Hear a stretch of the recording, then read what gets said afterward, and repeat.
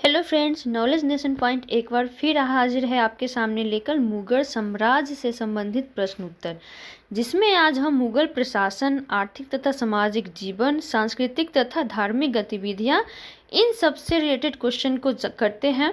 क्योंकि ये सब क्वेश्चन आते हैं, बाकी सारा जो भी थे उनके शासक वो तो मैंने करा दिया है। अब हम आज मुगल साम्राज्य की बात करते हैं, प्रशासन की, धार्मिक तथा सामाजिक जीवन की।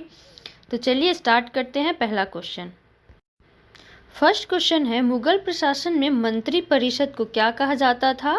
तो मुगल प्रशासन में जो मंत्री परिषद होते थे उन्हें विजारत कहा जाता था। क्या? विजारत। आगे बढ़ते हुए नेक्स्ट क्वेश्चन देख लेते हैं। क्वेश्चन नंबर 2,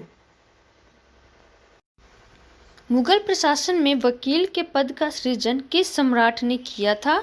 तो सम्राट अकबर ने। मुगल प्रशासन में वकील पद का सृजन सम्राट अकबर के द्वारा किया गया था। क्वेश्चन नंबर 3 है आज का, मुगल प्रशासन में वकील के पद पर नियुक्त पहला व्यक्ति कौन था? मुनीम खान। मुगल प्रशासन में वकील पद अकबर ने नियुक्त किया था और उस पर जो पहले व्यक्ति थे वो थे आपके मुनीम खान। क्वेश्चन नंबर 4, मुगल प्रशासन में सबसे महत्वपूर्ण विभाग कौन सा था? सबसे महत्वपूर्ण विभाग कौन सा था और इसके प्रमुख को क्या कहा जाता था? तो सबसे महत्वपूर्ण विभाग था वित्त विभाग, और जो इसके प्रमुख होते थे उन्हें वजीर या दीवान कहा जाता था। वजीर या दीवान, महत्वपूर्ण पद वित्त विभाग। 5 नंबर क्वेश्चन है, मुगल प्रशासन का पहला वजीर कौन था? बैरम खान। पहले वजीर थे बैरम खान। क्वेश्चन नंबर 5 के बाद 6, मुगल काल में प्रशासन की सबसे छोटी इकाई क्या थी? ग्राम। प्रशासन के छोटी इकाई के रूप में ग्राम को जानते हैं। आइए आगे बढ़ते हैं। 7 नंबर, किस मुगल सम्राट ने सर्वप्रथम भूमि का वर्गीकरण किया? तो भूमि के वर्गीकरण करने में सम्राट अशोक को ही जानते हैं। तो मुगल सम्राट अशोक ने सर्वप्रथम भूमि का वर्गीकरण किया। आइए नेक्स्ट क्वेश्चन भी देख लेते हैं। भूमि मापने की या भूमि सर्वेक्षण की समरूप प्रणाली सर्वप्रथम किसने चलाया? तो टोडरमल। भूमि मापने या भूमि सर्वेक्षण की अगर प्रणाली की बात करें तो टोडरमल। 9 नंबर क्वेश्चन है, अकबर के शासन काल में भू राजस्व की सामान्य दर वास्तविक उपज का कितना भाग था? तो 1/3। ये अकबर के शासनकाल की बात हो रही है, तो अकबर के शासनकाल में था 1/3। आइए 10 नंबर देखते हैं। अकबर की शासन प्रणाली की प्रमुख विशेषता क्या थी? मनसबदारी प्रथा। ये बहुत फेमस थी। अकबर की शासन प्रणाली की बात करें तो मनसबदारी प्रथा को तो आना ही है, तो मनसबदारी प्रथा। आइए आगे बढ़ते हुए 11 नंबर क्वेश्चन देखते हैं। किस मुगल सम्राट के शासनकाल में भूमि को अनुदान के रूप में जागीरदारों में बांटने की प्रथा का विकास हुआ? तो यहाँ पे जहांगीर के शासनकाल में भूमि को अनुदान के रूप में जागीरदारों को बांटने की प्रथा का विकास हुआ। और 12 नंबर है, किस मुगल शासक ने भू राजस्व वसूली के लिए ठेकेदारी प्रथा की प्रारंभ की? तो शाहजहां। ठेकेदारी प्रथा की बात करें तो शाहजहां। आइए बहुत सारी प्रथा हुआ था इस काल में। नेक्स्ट देखते हैं, मुगल काल में सर्वाधिक विकसित उद्योग था सूती वस्त्र उद्योग। सूती वस्त्र उद्योग सबसे ज़्यादा विकसित उद्योग था मुगल काल में। क्वेश्चन नंबर 14 है आज का, किस मुगल सम्राट ने अपने शासन के प्रारंभ में मुहर नामक सोने का सिक्का चलाया? तो वो थे अकबर। सोने के सिक्के से पहले थे, लेकिन मुहर नामक सोने के सिक्के की जहाँ बात आए तो सम्राट अकबर, आंख मूंद कर लगा दीजिएगा। आइए देखते हैं 15 नंबर, मुगल काल में सैनिक लेन देन में किस सिक्के का प्रयोग होता था? तो दाम का प्रयोग होता था, जो कि चांदी का सिक्का रहता था। आइए देखते हैं 16 नंबर, किस मुगल सम्राट ने घोड़ों तथा हाथियों को दागने के लिए दाग-ए-महाली नाम से एक पृथक विभाग की स्थापना की? तो वो थे सम्राट अकबर। घोड़ों या हाथियों को दागने के लिए हो दाग-ए-महाली पूछे तो सम्राट अकबर। 17 नंबर क्वेश्चन है, मुगल काल में शासकों ने किसे अपनी राजभाषा बनाया? फारसी। मुगल काल में शासकों की जो राजभाषा थी वो थी फारसी भाषा।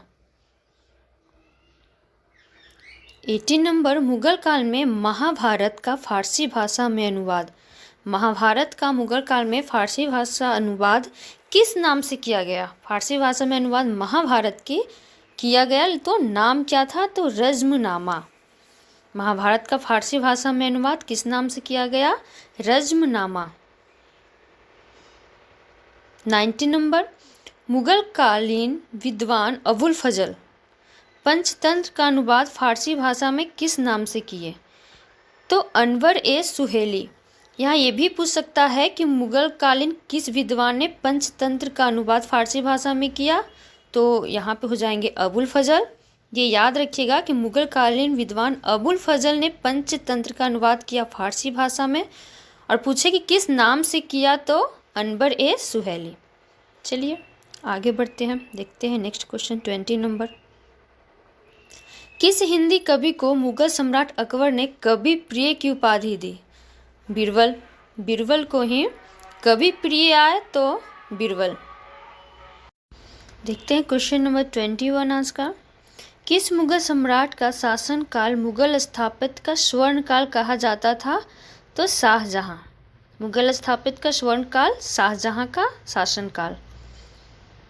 22 नंबर, किस मुगल कालीन इमारत को प्रेम का काव्य कहा जाता था? ताजमहल। सबको पता है प्रेम का काव्य ताजमहल। 23 नंबर क्वेश्चन, मुगल स्थापत्य कला का सॉरी यहाँ पर मुगल होगा।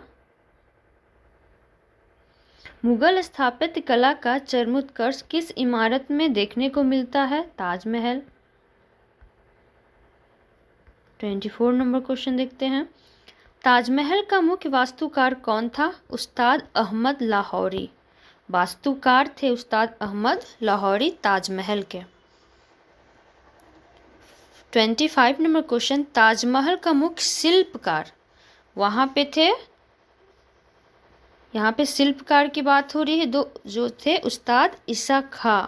वास्तुकार मैंने ऊपर बताया, यहाँ पे शिल्पकार। पूछते हैं किसी एग्जाम में, देख लीजिएगा। नेक्स्ट क्वेश्चन पे बढ़ते हैं हम लोग। 26 नंबर क्वेश्चन, मुगल सम्राट शाहजहां ने शहजानाबाद, जो कि पुरानी दिल्ली में है, शहजानाबाद में लाल किले का निर्माण किस ईस्वी में करवाया? शहजानाबाद को पुरानी दिल्ली के नाम से जाने जाते हैं, पहले शहजानाबाद थे। तो लाल किले का निर्माण किस ईस्वी में करवाया गया? तो 1648, 1648। 27 नंबर क्वेश्चन, दिल्ली में जामा मस्जिद का निर्माण किसके द्वारा करवाया गया था? शाहजहां के द्वारा। दिल्ली में जामा मस्जिद का निर्माण शाहजहां के द्वारा 1648 ईस्वी में। आइए देखते हैं 28 नंबर, मुगल कालीन चित्रकला किन चित्रकला शैलियों का मिश्रण था? तो भारतीय व फारसी दोनों। मुगल कालीन चित्रकला भारतीय व फारसी दोनों शैलियों का मिश्रण था। 29 नंबर क्वेश्चन है, किस मुगल सम्राट ने गुलशन चित्रावली नाम से मुगल कालीन चित्रों का संकलन किया था? तो जहांगीर। मुगल चित्रावली देखिए तो जहांगीर। आइए 30 नंबर क्वेश्चन, जहांगीर काल में किस ऐतिहासिक पांडुलिपि को चित्रित किया गया था? तो जहांगीरनामा। जहांगीर काल में ऐतिहासिक पांडुलिपि पूछे तो जहांगीरनामा। चलिए नेक्स्ट बढ़ते हैं क्वेश्चन नंबर 31, संगीत ग्रंथ रामसागर की रचना किस मुगल सम्राट के दरबार में की गई थी? रामसागर की रचना अकबर। मुगल सम्राट अकबर के दरबार में रामसागर की रचना हुई थी। 32 नंबर, किस मुगल सम्राट के शासनकाल में भारतीय संगीत पर सर्वाधिक पुस्तकें लिखी गई? तो वो थे औरंगजेब। यहाँ भारतीय संगीत की सर्वाधिक पुस्तकें की बात करें तो औरंगजेब, जबकि औरंगजेब के ही समय में उन्होंने हिंदुओं के त्योहारों को सार्वजनिक रूप से मनाने पर भी प्रतिबंध लगाया था। वो भी थे औरंगजेब ही। ये मैंने बताया है कि अगर पूछे कि हिंदू त्योहारों को सार्वजनिक रूप से मनाने पर प्रतिबंध किन्होंने लगाया? औरंगजेब। उन्होंने संगीत नृत्य सब पे रोक लगा दिया था, जबकि खुद एक बहुत ही कुशल वीणा वादक थे। वो वीणा बहुत अच्छा बजाते थे। खैर छोड़िए, चलते हैं क्वेश्चन नंबर 33 में। मुगल शासकों में सर्वप्रथम किसने राजा की आकृति के सिक्के चलाए? जहांगीर। सिक्के की बात हो रही है लेकिन राजा की आकृति के सिक्के की बात हो रही है तो जहांगीर। और मुहर नामक सोने के सिक्के किसने चलाए थे? अकबर ने। आइए देखते हैं क्वेश्चन नंबर 34। हुमायूं के मकबरा का निर्माण किसके द्वारा कराया गया था? हमीदा बानो बेगम। हुमायूं के मकबरा का निर्माण हमीदा बानो बेगम के द्वारा किया गया था। क्वेश्चन नंबर 35 है आज का। किस मुगल सम्राट के काल में कश्मीर में शालीमार बाग तथा निशात बाग का निर्माण हुआ? जहांगीर। जहांगीर। शालीमार बाग या निशात बाग की बात करें तो हमारे जहांगीर। आइए देखते हैं आज का फिर लास्ट क्वेश्चन, क्वेश्चन नंबर 36। किस मुगल कालीन सम्राट का मकबरा एकमात्र गुंबद विहीन मकबरा है? तो वो है अकबर। गुंबद विहीन मकबरा अकबर। इसी के साथ आज का ये वीडियो ख़त्म होता है, पर मुग़ल काल से एक वीडियो और डालूंगी जो कि आज जितने भी मुग़ल काल से संबंधित वीडियो मैंने डाला है उन सब का उसमें मिश्रण होगा, ऑब्जेक्टिव के साथ होगा। तब देखते हैं आपके कितने स्कोर आते हैं। चलिए फिर मिलते हैं नेक्स्ट वीडियो में नेक्स्ट टॉपिक के साथ। Thank you.